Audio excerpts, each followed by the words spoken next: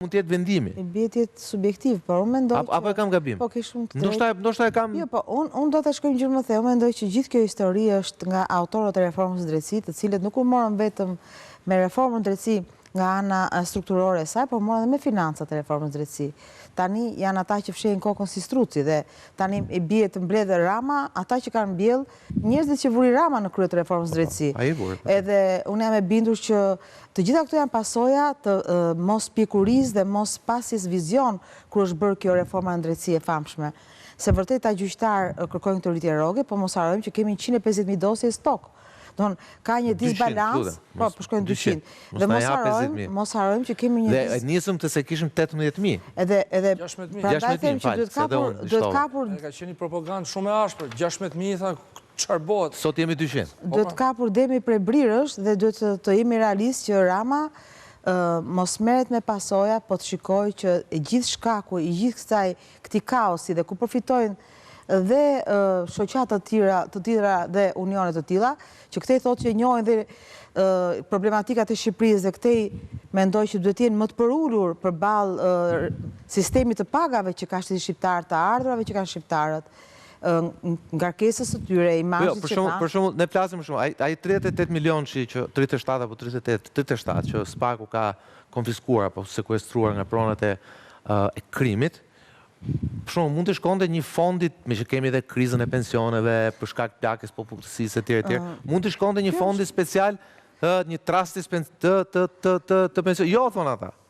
Duhet nashtohen nga 3.000 euro rroga secilit. Falë, Ballan, këtë do të thoya që kjo dy varësia, sepse dihet që pagat i vendos ekzekutivi dhe e di ai si menaxhon. Mendoj edhe Berisha ishte dakord me këtë sot. Pavarësisht se jemi përballë një shteti që ka problemet e tij me korrupsionin, me gjitha, por e menaxhon ai miellin që ka. Nuk mund t'ja menaxhoj gjyqësori dhe t'i thotë do marrësh këtë, do më japësh mua, se unë sill kaq dhe ti do më japësh kaq.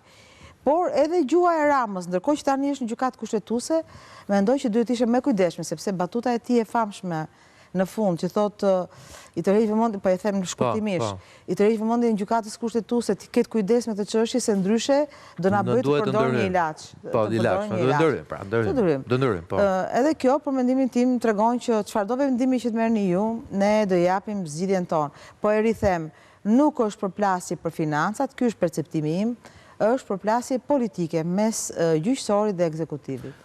Petraj, ti besoj ke një mendim pak më të moderuar për këtë çështje? Jo, më ra në dorë pjesa e kërkesës që ka bërë Unioni i Gjyqtarëve dhe me lexova gjithë atë shpjegim të cilin kishim bërë dhe objekti i asaj kërkese, e cila është shfrytëzimi si të papajtueshëm me kushtetutën të nelit 1-2 të ligjit 33/2023, por për një ndryshim në statusin e numër 96/2016 për statusin e gjyqtarëve dhe prokurorëve në Republikën e Shqipërisë. Pra, po të shikosh këtë ligj, ata nuk janë fare në revansh, sepse ecin me referimin dhe me ligjin që vetë këta e kanë bërë. Dhe me sa shpash unë, për te emocionave të cilët janë të ngarkuara në këtë situatë. Na i ngarkuan ata se? Jo, nuk e lidha me studion, se lidha me studion. Ajo që shikoj unë është t'i dalë në një pikë që unë e shikoj më konkret të kërkesën e gjyqtarëve, sepse ky është ligj. Dhe këta duhet të bazohen te ai ligj të cilin kanë bërë vetë. Cili ligji që një gjykatës mund të shtohet rrogat dhe 3.000 euro tjera? Shiko, e para njerë që ka një dizinformim për sa i për këtë rastit të rritjes së rrogës. Rritja e rrogës nuk është me ato shifra të cilat thotë të paktën që kam dëgjuar 1.700.000, 2 milionë, etj. Ta thot vetëm e gjykatës, ato 37 milionë thotë që... Tjetër gjë, jo, nuk merren fare me atë. Po të pra, edhe Rama të tha. Rama ajo nuk është pjesë asaj... Ti thot 37. Shiko, ai është një relatim të cilin nuk e di ai mban përgjegjësi për atë të cilin ka thënë, sepse ai ndoshta edhe s'mund të futej në atë pikë, por jo, që tregon sa shtesa që ata kërkojnë. Shiko, po ta shikosh për ndërhyrje në këtë proces ka ndërhyrë dhe një shoqat tjetër. Jo vetëm Unioni i Gjyqtarëve, që është legjitim që ka bërë kërkesën. Për sa i përket pjesës së shoqatës tjetër, është kapur me disa elemente administrativ të cilët janë pasive me niptin e tatime të tjera. Pra janë disa element të cilët vetë Këshilli i Ministrave u përpoq që ta quante që kjo padi është jo legjitime nga institucionet të cilat nuk janë available për këtë moment të cilën flasim. Kjo është i përket një tjetër anë. Po përsa i përket relatimit të cilit kam lexuar unë tek ai ajo kërkesë, unë të garantoj vetëm kaq, që